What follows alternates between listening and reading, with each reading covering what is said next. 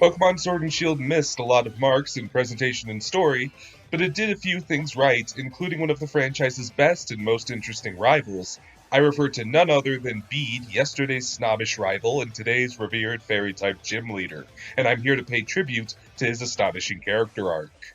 Sword and Shield, more than any other Pokemon game, places a great emphasis on the idea of glory in living up to the expectations of those around you, thanks in no small part to the new story element of sponsors. League challengers must be endorsed by an experienced or trusted sponsor to challenge Galar's gym leaders. Bede is endorsed by Chairman Rose, one of the richest and most powerful people in the entire region, and this instills a sense of entitlement within him, making him pompous and arrogant.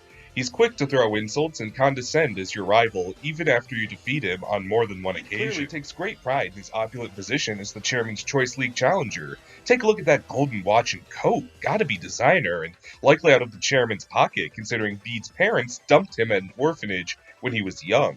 This is where Rose found him and began to sculpt him into an apprentice of sorts. You'd believe this would be to follow in his footsteps, as Rose too was an accomplished League trainer, but he actually sends Bede on the errand of gathering wishing stars, which Rose needs for his master plan.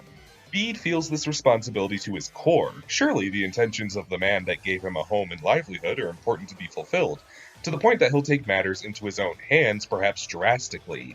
He asks to borrow Rose's very own Pokemon, Caparaja, the only one strong enough to tear down the Galarian ruins, behind which were more wishing stars. For trying to tear down a Galarian historic landmark, however, Rose scolds Bede and personally revokes his endorsement, disqualifying Bede from the Pokemon League, and seriously demoralizing the young trainer. At first this reads sort of as a snob getting what he deserves, but look at it from Bede's point of view. The most important man in Galar has been putting him on a pedestal for long enough that of course he'd trust his own initiative in seeking wishing stars. For that matter, I highly doubt Rose would let Bede use his Pokemon without knowing what he was up to. I think he was well aware Bede was going to tell Caparaja to break the ruins, and at the risk of applying interpretation a little heavily, he used this as an excuse to remove Bede from the equation when his use was dried up. After all, a strong League trainer could stand in the way of his master plan, which the player, trainer, and Hop indeed do. For that matter, Rose has shown he'll place his pursuits of initiating the Darkest Day over the safety and preservation of Galar, so if he wasn't aware, he was certainly hypocritical, though a lot of gray area can be chalked up to how little sense Rose makes as a villain, but that's a discussion for some other time. Imagine what it's like to be Bede, though. He got carried away, but only to please Rose, who threw him away like a side of broccoli he didn't order the moment he disappointed him. The real kicker is the fact that when you come across Bede after the fact, he's fixated not necessarily on returning to the League, but on reaffirming his status in the eyes of Rose. The chairman so thoroughly groomed Bede that he sees no worth within himself, and only visualizes a future where he returns to his master. Then everything changes when he's encountered by Opal, the aging gym leader who is seeking a successor and quickly fixates on one thing Bede didn't get from Rose. Not his money, privilege, or position, but his personal penchant for the color pink. Rose never saw Bede as his own person, but as a tool to carry out his affluence and personal goals. Opal's fixation on Bede's pink may seem superficial, but it's entirely personal to Bede, the quality of which no one ever bothered to seek to praise or emphasize in him. Everyone looked at Bede and saw only his talent and status, himself more than anyone else. Bede makes up one-third of a sort of interesting triangle alongside the other two rivals in the game, Hop and Marnie. They all have similar goals, but have things that their foils seek. Hop has the unconditional love of his sponsor and brother, the champion Leon, but he doesn't believe in his own skill the way Bede does. Bede believes in himself, but he doesn't have the love or reverence of those around him, including his sponsor. And Marnie has an adoring fan club dispatched by her gym leader brother, but this doesn't seem to fulfill her at all. What all three have in common is that they find what they're looking for through sheer sport.